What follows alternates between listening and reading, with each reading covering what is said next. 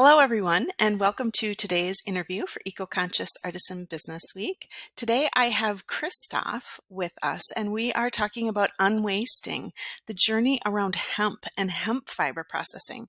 So welcome, Christoph. Can you introduce yourself and talk a little bit about your company? Yeah, well, thanks for having me, first of all. I'm super excited to be here. What are we doing? Well, the company Upcyx was founded based on an idea about 5 years ago. My background is I'm a mechanical engineer and I spent my career in the printing industry. Moved to Canada 18 years ago.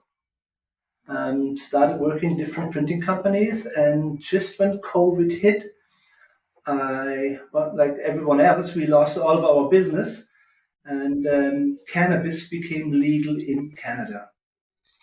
So I wanted to follow the legal path here. I started producing many labels and packaging for the cannabis industry, and I realized that cannabis, a natural product, is creating a massive amount of single-use waste in form of paper and plastic. Mm-hmm. And I thought to myself, was there a way to change this? Being familiar with the print industry, I knew how paper is made, and I was wondering, can we make paper from cannabis/hemp? Mm-hmm. And the answer was yes. So it took us about 2 years, a lot of our own money, blood, sweat, and tears, and we finally had some hemp paper in our hand. And there were a couple very innovative companies around us, and they were interested in using the paper. Knowing it's a little bit more expensive than a regular available paper, they gave us the opportunity to start producing some boxes and some flyers and business cards and all kind of stuff. And this is when we thought, you know what, we should try to ramp this up here. It's very hard for a young company to find or to develop a new form of paper. Finding customers is probably the hardest, because we learned that many companies, they want to be green, they want to be sustainable, environmentally friendly, but when it comes to their own wallet, then half the time you run into a roadblock. So Mm-hmm. yeah, it's still a work in progress. We recently acquired a company called Greenfield Paper with the brand Hemp Heritage. It was based out of the United States. Company doing something very similar than what we do. And we were fortunate enough that the owner saw eye to eye with us, and we were aligned in the vision here on bringing the sustainable paper into the world. And we were fortunate enough to take over the brand Hemp Heritage, which is now available under the Upcyx brand. Mm-hmm. And we sell the paper to printing companies across North America. We sell it to the local artist community in form of drawing books, sketchbooks, art and crafting paper. Mm-hmm. So it's quite a story, a lot to unpack there in your 5-year journey. I mean, you've been through the 0 to 1 problem, getting started and starting to produce it and finding the first customers, like you're right, that have enough margin and believe in it enough to want to be able to afford and start with that product. And so you started with hemp paper originally, but that's not the only thing in your vision. There's some other interesting things that you're up to. So elaborate a little bit more about some of the outside of paper additional products you're working on. So when we started making our own paper, working heavily in the cannabis industry, I just want to throw some numbers at you. At the moment, we're producing around 2 million product labels per month. And we do this for a specific reason. We want to get the insight into the local cannabis industry. How many units do they package? What do they sell? Do they sell plastic tubes, plastic pouches, cardboard boxes. How do they sell their product? So by producing the packaging material, first we make a living, but we also get a lot of insight into the industry. So today, as a smaller company, we know we produce about 2 million labels. They go on 2 million plastic tubes. So at one day, I asked my business partner, Wayne Jackson, say, is there a way to make a plastic from hemp? And he looked at me and said, oh, funny that you ask. I said, why? Well, for several years, he was playing, way before me, he was playing, I call it, in the hemp sandbox. I describe us as being kids playing in the hemp sandbox, and everybody tries to do something good with the plant and with the hemp plant and trying to develop something. But the most of the kids, they don't really they focus on developing a gadget, but they don't know who to sell it to. And when my partner and I, when we met, I have a very strong focus on the sales side. So I was, okay, can we produce a hemp plastic? And the answer was yes. So he was working in the background for many years and developing a biocomposite made from hemp. So long story short, yes, we were able to do the first prototypes for a biocomposite made from industrial hemp as well as from cannabis waste. So we're now working with our customers to accept their organic waste after they're done with their production. And we can turn this into a biocomposite, which then is going to be turned into an injection molding pallet, or we also have a 3D printing material available. And then we can turn this pallet back into a tube and give it back to our customers. So we are creating a circular economy for the cannabis industry. And I have to throw it in. Beginning of the year, we were awarded with $100,000 funding from the Alberta government. We are just back in the lab doing final recipe, final formulation here, and towards the end of the year, we should be ready to have the first 1,000 kilogram of material available to hand over to the manufacturing companies. Mm-hmm. So it's quite a journey of product development and also really integrating yourself into an industry, learning and building out products. And so if you were to describe where you're going kind of with this vision, there's a lot here. You're in this product development phase. You bought a printing company in the US, which is wonderful because that's got to give you scale that you didn't have before as a company. Yes, yeah. We are growing. And when I started this little adventure here, I was so heavily focused on the cannabis industry. And I always have to draw it in. I had one joint in my life. I'm not an so, but it's not myself. So I'm surrounded by a group of friends, boys all smarter than me, and they came back to me and said, you know what, we're not going to limit ourselves to be channeled into the cannabis space. We are not a cannabis packaging company. Right. We are a materials company. Available, it's developed, we can produce mass scale. We're just looking for the right customers to buy 100,000 of tons every month. On the biocomposite, in my little world, I was always focused on cannabis, doing cannabis pre-rolled tubes and pouches and packages.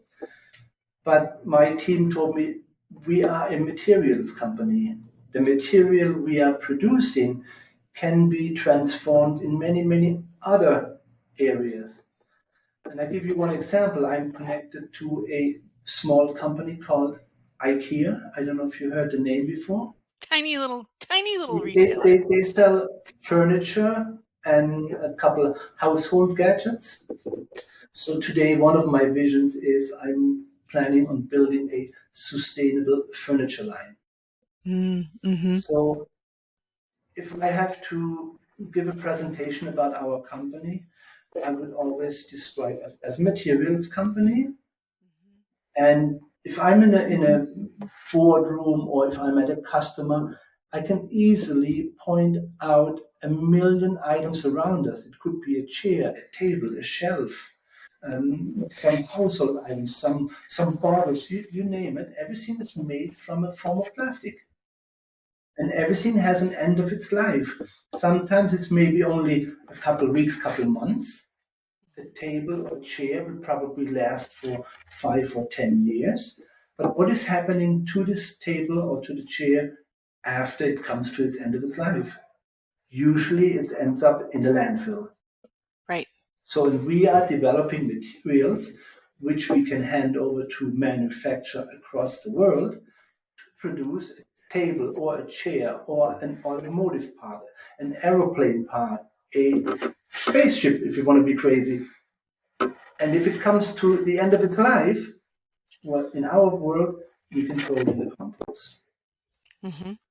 Right. I think that's the powerful thing is once you get to the end of the life, the ability to compost the product. And that's what, Or repurpose. or repurpose. For me, it's always, I try to avoid creating some kind of waste right from the get-go. So if I go grocery shopping, if I buy something, for me, it's always, can I avoid buying this? Can I avoid the unnecessary packaging? Sometimes yes, sometimes no. If I can't avoid the unnecessary packaging, can I make a second use out of it? Just for example, you go to a grocery store, you forgot your reusable bag, you have to take a new bag. Well, think about would you take a plastic bag or buy another reusable bag? So it's like for me, it's try to avoid the waste.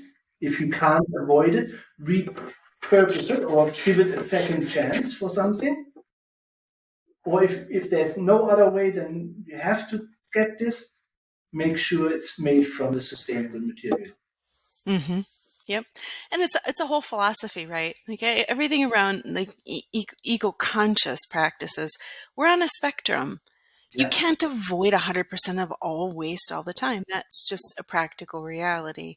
But yeah, it's about trying to make the conscious choices to step forward, recycle where you can, remove things from the stream where you can. So it's really about just moving forward on the path is how I like to think about it. Knowing that none of us are going to be perfect or going to eliminate all waste, yeah. but we can take steps in the right direction to eliminate some waste or to move forward on that spectrum. And it also strikes me as interesting in your journey has been to start with labels and then hemp paper, and then you're gradually adding on packaging, and then you're adding on materials. It's everything for this whole materials life cycle for hemp. And so you're really looking at a whole huge variety of materials and with different lengths of life is right.